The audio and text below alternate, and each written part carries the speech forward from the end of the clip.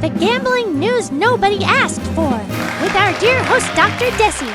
Welcome back to the gambling news nobody asked for, the only show where gambling slowly becomes, everything. Tonight, Tottenham gets another betting sponsor. Australia tries to reduce gambling ads. A golfer criticizes gamblers while being sponsored by one. People are permanently tattooing gambling on their bodies. And Meta gets sued because apparently illegal gambling ads were having a fantastic year. So, let's play a game. Where's gambling hiding today? Tottenham Hotspur has announced a new partnership with Betano, because football jerseys apparently still had a few empty square centimeters left. At this point, betting companies aren't sponsoring football. They are football. You watch the match.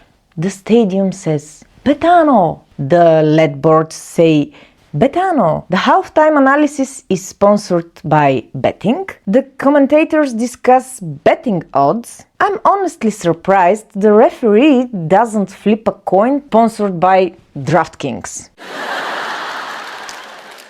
Soon the VAR check won't say checking for offside. It will say calculating boosted odds.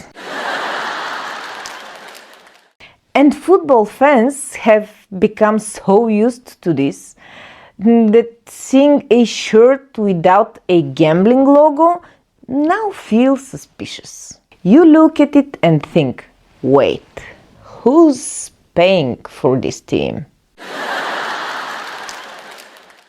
The scary part? Kids grow up believing gambling brands are simply part of football. They learn the club badge, the sponsor, and sometimes the betting app, all at the same time. Our brains naturally connect things that appear together over and over again. Psychologists call this associative learning. It's one of the ways we make sense of the world. So when football and gambling are constantly paired together, the connection starts feeling normal. Not because someone convinced us, but because familiarity quietly builds the association.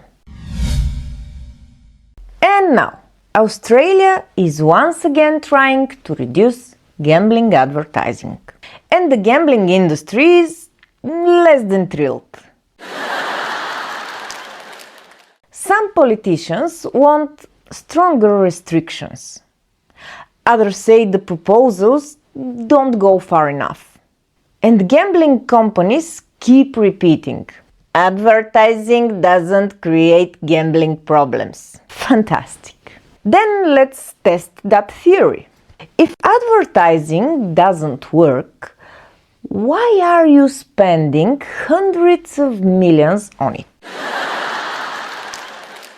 Nobody spends that much money on something useless. You've never seen Coca-Cola say, advertising doesn't influence people. We just enjoy wasting billions. If advertising truly had no effect, marketing departments would be 3 people and a printer. Instead, they are some of the biggest budgets in the world.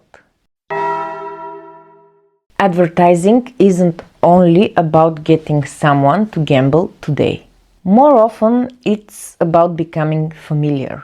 There's a psychological principle called the mere exposure effect. The more often we see something, the more comfortable and normal it starts to feel. That feeling of familiarity can quietly lower our skepticism, even when we don't realize it's happening. And next, an article said that golfer Jordan Spieth recently criticized gamblers who harass athletes online after losing bets. And honestly, he's right. Abusing athletes because your parlay failed is ridiculous. If your emotional stability depends on a stranger making a 5-foot put, gambling isn't your biggest problem. But here's the awkward part. Jordan Spieth is sponsored by FanDuel. So the entire situation sounds like, please stop behaving exactly like our customers. It's a little like McDonald's saying people really should eat healthier. Or Instagram saying maybe spend less time online. Or Netflix asking, are you sure you need another episode? The message is correct. The messenger is complicated. And that's becoming surprisingly common. The industries making money from attention are also the ones reminding us to be responsible with it.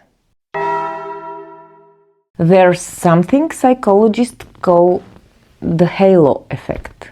When we admire someone, some of that trust automatically spills over onto the brands they promote. It doesn't mean people blindly copy celebrities, but familiar, respected faces can make products feel more trustworthy. And sometimes less risky than they really are. And next, people are getting gambling tattoos. No, not poker tattoos, not casino-themed art, actual slot machines, dice, roulette wheels. I love tattoos. But this feels like getting a barcode tattoo because you really enjoy shopping. Imagine explaining that during a job interview. Tell us about yourself. Well, I'm permanently optimistic. Or explaining it to your grandchildren. Grandpa, what's the machine on your arm? Poor financial decisions, Tommy. The gambling industry must absolutely love this. They've reached a point where customers become walking billboards. And unlike digital ads, these ones don't even need Wi-Fi.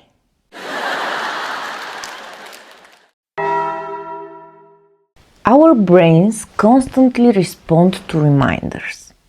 Psychologists call them cues. A symbol doesn't force behavior, but it can trigger related thoughts and memories. The more often we encounter those reminders, the easier those thoughts come back. That's one reason branding can become so powerful over time. And finally, Meta is being sued over illegal gambling advertisements, which raises an uncomfortable question. Exactly how many illegal gambling ads made it through? Because Meta's moderation usually notices if you upload copyrighted music from 1998. But apparently, illegal gambling gets the VIP pass. The lawsuit claims illegal operators benefited from Facebook's advertising systems. And this is modern life. The algorithm knows what you like, what you watch, where you live, what you almost bought at 2 a.m., but an illegal casino somehow slips through. Technology is incredible. It can recognize your face in less than a second, yet occasionally struggles with an online casino called Definitely Legal Bet 777. And let's be honest, if your company can identify me from half my face while I'm wearing sunglasses from a photo taken 12 years ago, I'm going to assume spotting illegal gambling ads is technically possible. At this point, the algorithm knows me better than my relatives. Our brains learn from repetition, even when we aren't paying attention. Psychologists call this implicit learning. The more often we encounter the same brands or messages, the more familiar they become. That's one reason digital advertising can shape our behavior without feeling like it's trying to.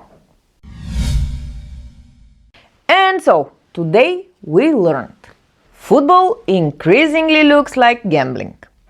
Advertising supposedly doesn't influence anyone, except the companies spending billions on it.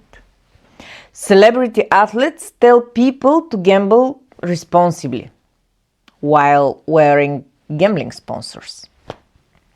People are literally tattooing gambling onto themselves. And social media platforms still seem surprised when casinos advertise on social media. But maybe that's the real story. The gambling industry doesn't want you to visit gambling anymore. It wants gambling to visit you. In football, on your phone, on Instagram, during sports broadcasts, on Facebook, and apparently even on your skin. Because once gambling stops looking like gambling, it's much harder to notice where it begins. And maybe that's the smartest bet in the industry has ever made. This was the gambling news nobody asked for. See you next time. Stay tuned, follow, and subscribe for more news nobody asked for.